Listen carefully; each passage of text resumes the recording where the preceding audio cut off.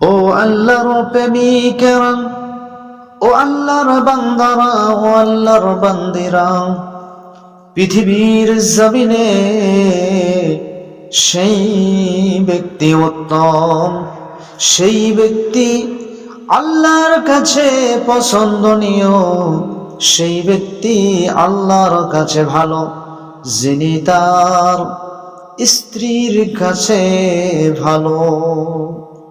ও আল্লাহর বান্দিরা, ও আল্লাহর মেহবুব বান্দিরা, ও আল্লাহর প্রিয় বান্দিরা, জেনে রাখো, শুনে রাখো, আল্লাহর কাছে এবং পৃথিবীর জমিনে সেই আল্লাহর বান্দি ভালো, যিনি তার স্বামীর কাছে ভালো।